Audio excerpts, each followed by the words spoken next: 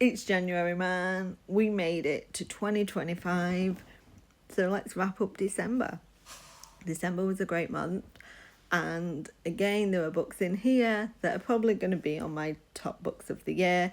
And is exactly why I did not do my best of 2024 at the end of November, beginning of December. To me, it makes zero sense to miss off an entire month because you never know. So let's get into it. She's a Wild One. She's a Wild One by Kristen Proby. I love this series. I love this book. And if you have not done The Wilds of Montana, you should definitely check it out. This is the last book in the series. Farm to Forking is 5 books. And each book is a character in a family, and each book is written by a different author, and I loved how that all connected and came together, and the disability rep in this was fantastic as well. Kingdom by Jeremy Robinson, last book in the Chess Team series, and my heart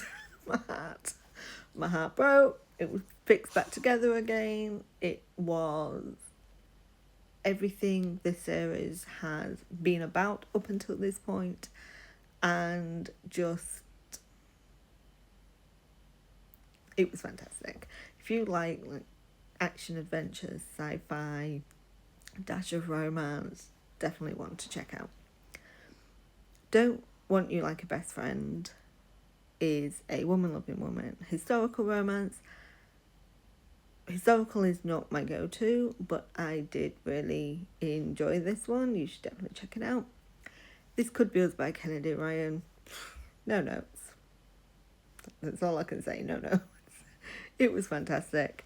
Done and Dusted, Lost and Lasted, and Swift and Saddled by Lila Sage. I know these were in the wrong order. Just go with it. I enjoyed them, but I also think I went in expecting more based on other people's thoughts on them, and I do think that impacted how I viewed them, because they were enjoyable, but they weren't the best thing I'd ever read, and they were fun.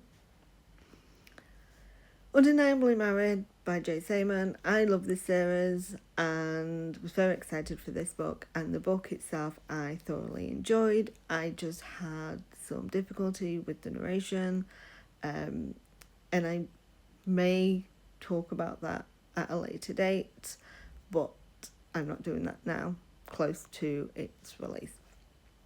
Raiders of the Lost Hat, again, I really enjoyed, and the narration was fantastic, but for me, there was just some things that were lacking that I would have liked to have seen to give it that wow factor. Learn Your Lesson by Candy Steiner, again, a great hockey book, but for me, the narration, the duet narration, just didn't hit the way I would have preferred. Sex, Lies and Sensibility, again, really enjoyed it. Not as much as I enjoyed the first book, but still right up there as a fantastic book.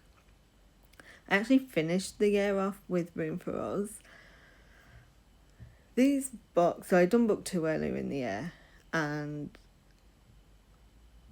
they're such a excellent way of showing that human connection and how flawed humans can be, and basing that around a romance, and it's just really emotional and really beautiful.